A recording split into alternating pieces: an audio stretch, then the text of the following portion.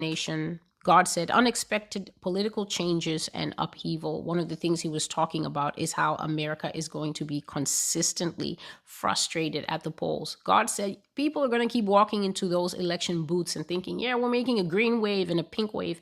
And all that's going to happen is we are going to see the breakdown of the electoral process. If we thought that 2020 was an anomaly, shocked watching for 10 days almost to see them count just a couple votes, we are going to see the electoral process completely break down. And God said that frustration that the nation will feel when she keeps going to try the ballot process and it keeps giving her error, keeps giving her a wrong result. He said that is the punishment for America's sin, for her pride. And so God was speaking about the death of Donald Trump. He was saying that this man will be killed in the future, and this will definitely be the breeding ground for war. Why is this? Because people have planted their hope in Donald Trump. If Donald Trump is killed, then I guess all the make America pink again and green again and red again is just going to prove to be a lie from the false prophets, which if you had listened in 2020, you would understand this.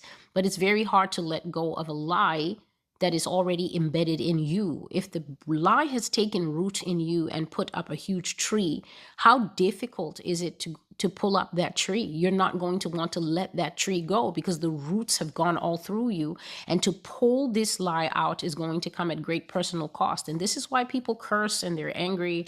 And I'm not even paying attention to all that.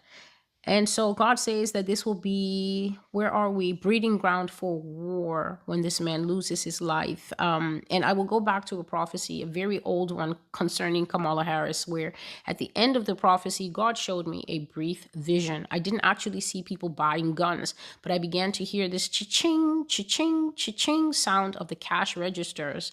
And I began to hear the voices of people that sounded distinctly like people in the South saying, it ain't right.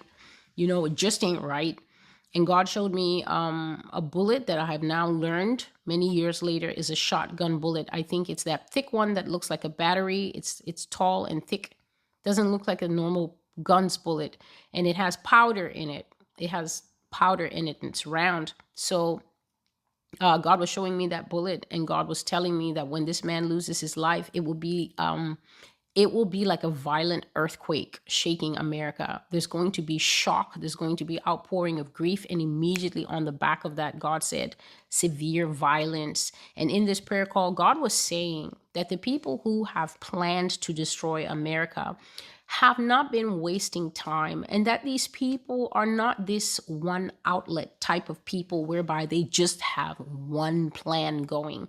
God was saying that these people have multiple catalysts that they have lined up that they feel are guaranteed to give them this civil war from somewhere. One of those catalysts is getting rid of Mr. Biden, President Biden, and just putting Kamala Harris in front of people, whether she's what they want or not. God has already given a prophecy for that. It's called Brace for Impact.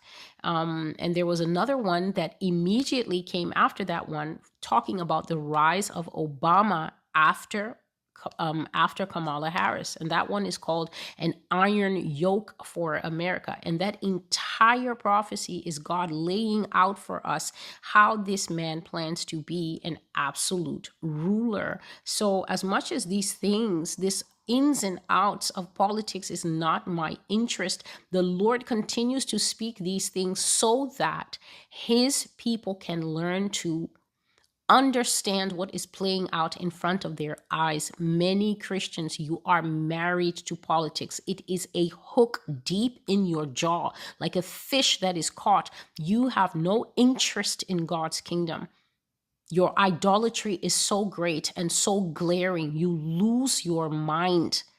A few years ago, if anyone would have said anything about Obama, you would have been ready to have a fit and a conniption. And then before that, the same reaction to Bill Clinton. And then years, decades before that, the same reaction to President John F. Kennedy. And God says this is a demonic cycle that this nation is cursed to repeat.